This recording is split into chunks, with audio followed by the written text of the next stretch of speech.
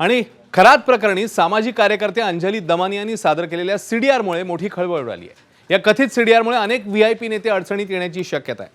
मात्र मुख्यमंत्री कार्यालयाशिवाय एवढी गुप्त माहिती बाहेर येऊ शकत नाही। त्यामुळे फडणवीसांच्या टार्गेटवर कोणीतरी आहे असा दावा राऊतांनी केला। त्यामुळे सत्ताधाऱ्यांना कोंडीत पकडणाऱ्या राऊतांनी हा मुद्दा सोडला असता तरच नवल। दरम्यान या कथित सीडीआरमुळे एकनाथ शिंदे, सुनील तटकरे, रुपाली चाकणकर, दीपक केसरकर, चंद्रकांत पाटील, आशिष शेलार या सगळ्या नेत्यांची नावं चर्चेत आली।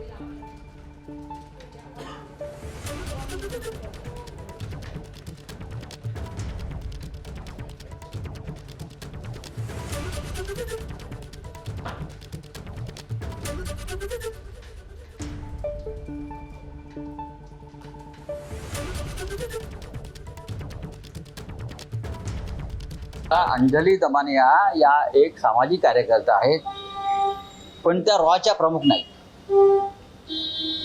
त्या रॉच्या प्रमुख आहेत का, किंवा महाराष्ट्राचं जे काय इंटेलिजन्स डिपार्टमेंट आहे पोलीस खात्याचे त्याच्या प्रमुख आहेत का?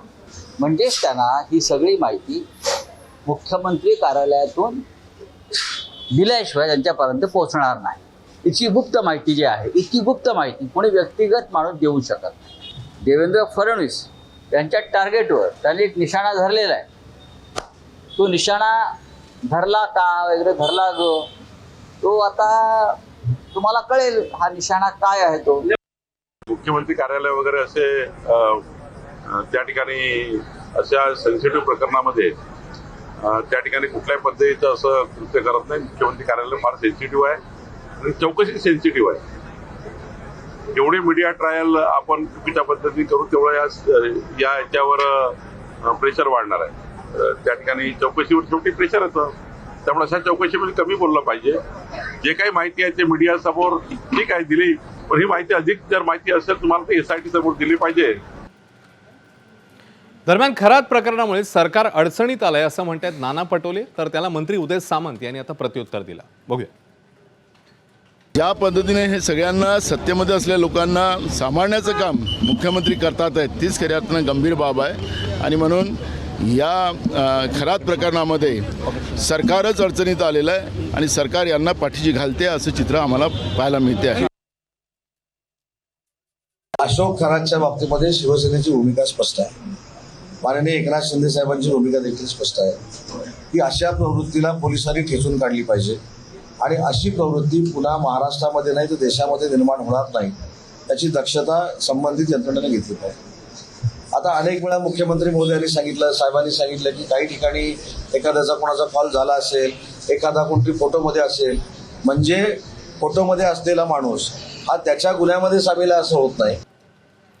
तर अंजली दमानी यांनी खरातच्या सीडीआर संदर्भात जे दावे केलेले आहेत त्याच्यानंतर विरोधकांचं काय म्हणणं आहे नेमकं तेही बघूया।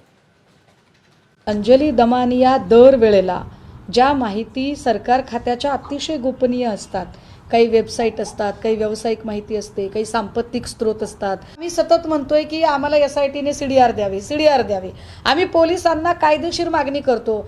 अगदी त्याच वेळेला जर दमानिया माहिती बाहेर काढत असतील तर दमानियांना माहिती पुरवतो कोण, दमानियाचे स्रोत कोण, दमानियांनी सांगितलं पाहिजे। दमानिया कारण काय आहे की या कॉल रेकॉर्डची विश्वासार्हता तपासायची कशी। नो डाऊट चाकणकरांची चौकशी व्हावी असं आम्हाला नक्की वाटतं, पण चाकणकर एकट्याच आहेत आणि त्या एकट्याच टार्गेट आहेत असं अजिबात नाही। मुंडू खरातच्या परातीमध्ये महायुतीतील अनेक नेत्यांची नावे अडकलेली आहेत, यात कोणत्या तऱ्हेची शंका नाही। आता हे नवीन सीडीआर प्रकरण आले, त्याच्यातनं जी माहिती आली त्यातनं हे सगळ्या गोष्टी समोर येतातच आहे। प्रश्न असा आहे की चौकशीमधला अत्यंत महत्त्वाचा दुवा आणि महत्त्वाची माहिती असलेलं सीडीआर बाहेर येतं कसं? चौकशी यंत्रणा त्याच्यामध्ये ढिसाळपणा म्हणावा लागेल का? आणि हे लीक आहे का महायुतीतील नेते चौकशी यंत्रणांचा वापर करून एकमेकांचे स्कोर सेटल करण्यासाठी हे सिलेक्टिव्ह लीक करू इच्छित आहेत? हे तर अत्यंत गंभीर आहे। आणि आता बातमी येते खरातच्या आणखी एका आर्थिक घोटाळ्यासंदर्भातली, ज्याची आता सगळीकडे चर्चा सुरू आहे। महिलांचं लैंगिक शोषण करणाऱ्या खरातने अनेकांना आर्थिक चुना लावलेला आहे। सर्वसामान्य लोक, व्यापारी, उद्योगपती अशा अनेकांना खरातने गंडा घातलाय। प्लॉट विक्री व्यवसायात गुंतवणुकीचं आमिष दाखवून एक कांदा व्यापाऱ्याची खरातने तब्बल 85 लाख रुपयांना फसवणूक केल्याचं उघड झालंय। संबंधित व्यापाऱ्याची सुमारे 60 लाख रुपये किमतीची जागा खरातने वृद्धाश्रमाच्या नावे केवळ 22,25,000 रुपयात खरेदी केली. यानंतर अधिक चांगल्या ठिकाणी जागा मिळवून देण्याचे आणि प्लॉट विक्रीतनं मोठा नफा मिळवून देण्याचं आमिष दाखवलं. मात्र नंतर तुझ्यावर देवाचा कोप होईल अशी धमकी देत त्याला गप्प बसवण्याचाही प्रयत्न केला. दरम्यान खरात विरोधात एकूण 12 गुन्हे दाखल आहेत. त्यापैकी 8 गुन्हे लैंगिक शोषणाचे तर 4 गुन्हे आर्थिक फसवणुकीचे. तर भोंदू खरात प्रकरणी आता आर्थिक व्यवहारांच्या चौकशीला वेग आलाय. समता आणि जगदंबा पतसंस्था देखील रडारवर आहेत. या पार्श्वभूमीवर समता पतसंस्थेचे संस्थापक काका कोयटेंचा एक व्हिडिओ व्हायरल झाला आणि नवा वाद निर्माण झालाय. या व्हिडिओमध्ये कोयटे खरातच्या पाया पडताना दिसत आहेत. मात्र आजपर्यंत आपण खरातला कधीही भेटलो नसल्याचा दावा कोयटेंनी केला. व्हिडिओमधल्या व्यक्ती किंवा घडामोडींबाबत गैरसमज निर्माण होत असल्याचंही त्यांनी म्हटलं.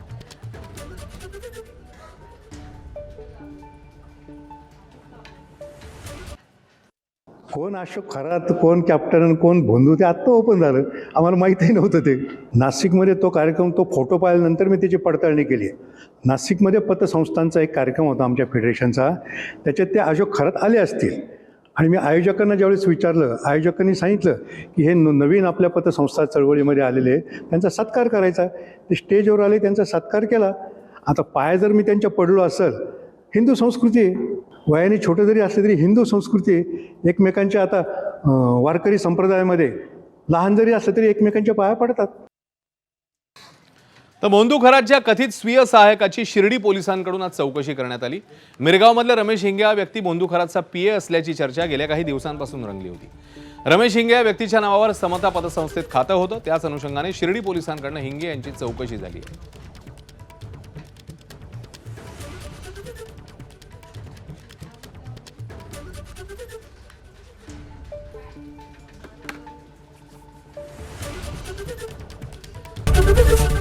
एबीपी माझा, उघडा डोळे बघा नीट.